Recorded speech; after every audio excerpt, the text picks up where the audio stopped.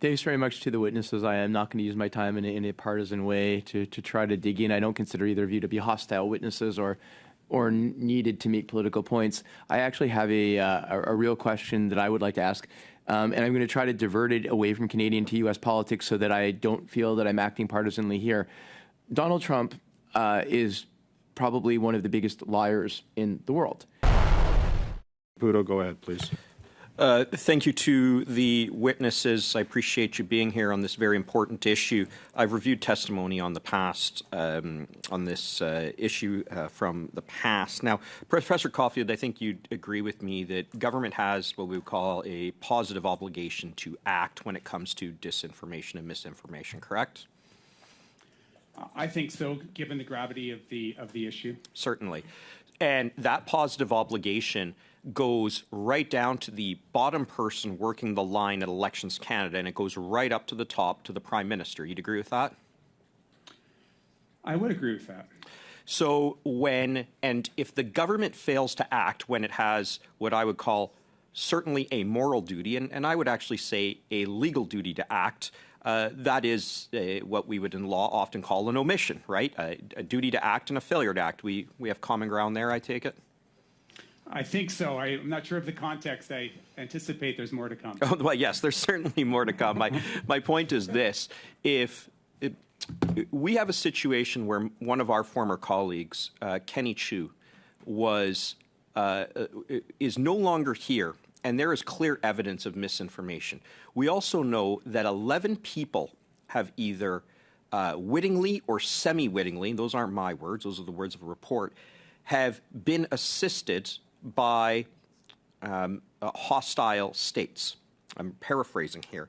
Now, in situations where the Prime Minister knows or Elections Canada knows, there is obviously then a failure to act by them is propagating the very thing that we should be shining the light on, is it not? This is what I'll say. I feel so passionately about this issue. I agree that we need an incredibly high standard for public officials, for politicians, when it comes to issues of misinformation, for explaining when it has happened or when misinformation perhaps has not been clarified for the public in a way that can ensure trust. 20. So I think that we are on the same page. I think it's very important. I just have 20 seconds. Sorry, I just have 20 seconds there. My point is this. When the government has information, it should act. And when it doesn't act, it fails not only the people who've built their lives on running for office, it denigrates and degrades the very democracy that we stay here and are standing here and purporting to defend. Would you agree? Quickly. I think I'm not sure the exact context of that comment, but it sounds like I agree with the spirit of what you're saying. Okay. I apologize if I don't know the specifics to which you refer. It's hard, Mr. Caulfield, in 2.5 minutes to get to any sort of substantive stuff, but hopefully Mr. Housefather can. Go ahead, sir. 2.5 minutes. Yeah. You're gonna end this. Thanks very much to the witnesses. I am not going to use my time in a partisan way to try to dig in. I don't consider either of you to be hostile witnesses or needed to make political points. I actually have a real question that I would like to ask, and I'm going to try to divert it away from Canadian to U.S. politics so that I don't feel that I'm acting partisanly here. Donald Trump is probably one of the biggest liars in the world. And Donald Trump, for example, said that the 2020 election that he won the 2020 election, that it was rigged. And I guess when I get to my question, you'll understand it. I want to understand where misinformation comes. Certainly, that high-level comment is not true, but he may, for whatever reason in his head, believe it to be true.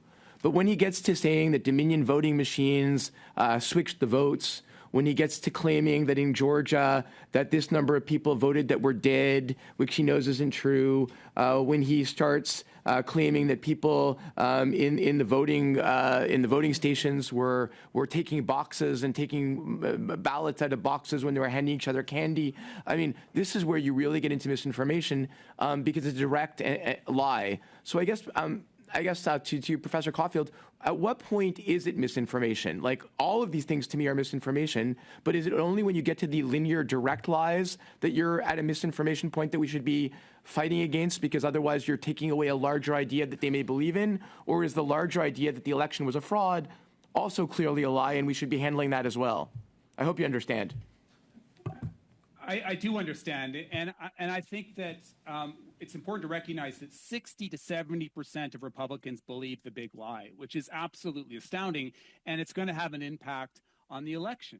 I think that there is a way to deal with the big lie at sort of a meta level, in which case you point out that the big lie is wrong, but also to carefully outline all of the things that you highlighted and why they're factually in error. And this really goes to that idea of belief speaking versus fact speaking, because I actually think that many people don't believe that it was stolen, but they believe the gist of the point, right? They just don't, and so they're very willing to accept the broader lie. So you have to do both. You have to talk about the error of the meta lie, and then you have to unpack each specific. And by the way, again, this happens across the ideological spectrum, and I can give you examples from the left. Okay, thank you, Mr. Caulfield. Mr. Housefather, we've had other witnesses here. We've been studying this for several meetings now. I've asked this question of the other witnesses, and I'm going to ask each of you to answer the question.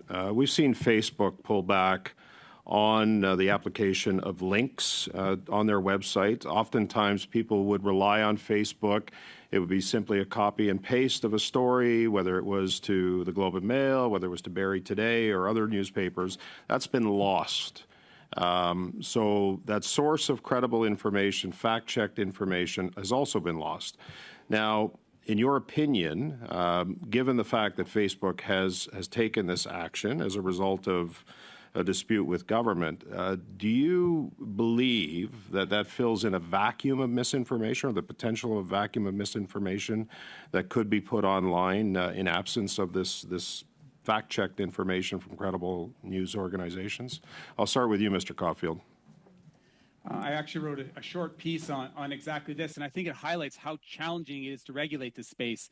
So my short answer is, I think that I am worried. I am worried that a vacuum was created for by removing reputable sources, and it's been filled with information that is less credible.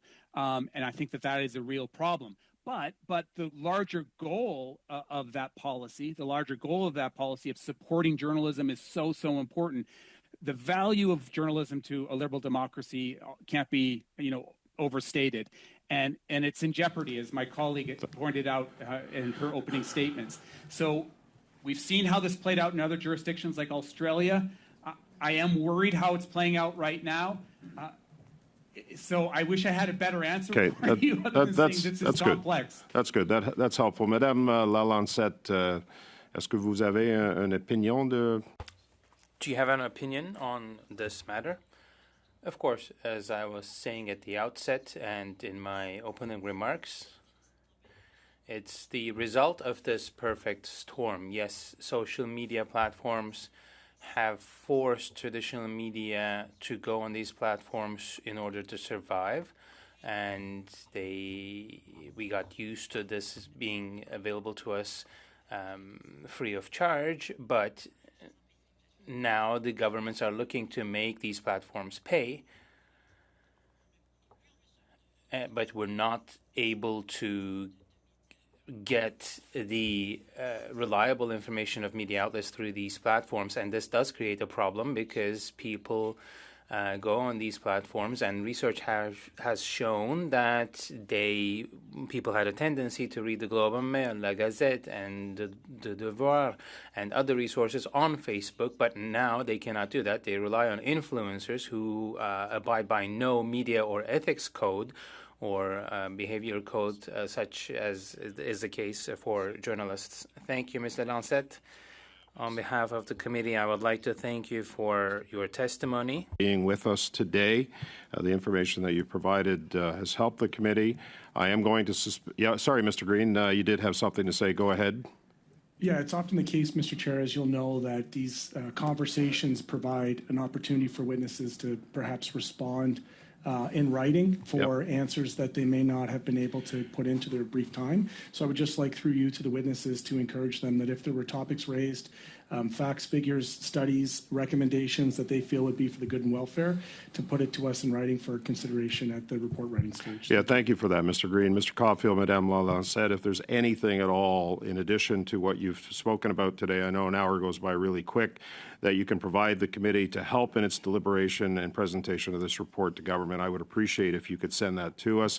Typically, I like to put a deadline on things, so if you could have it here by next Friday at 5 o'clock, that would be helpful for the clerk and the parliamentary analysts as well to include possibly that information into whatever report we come up with. Okay, thank you.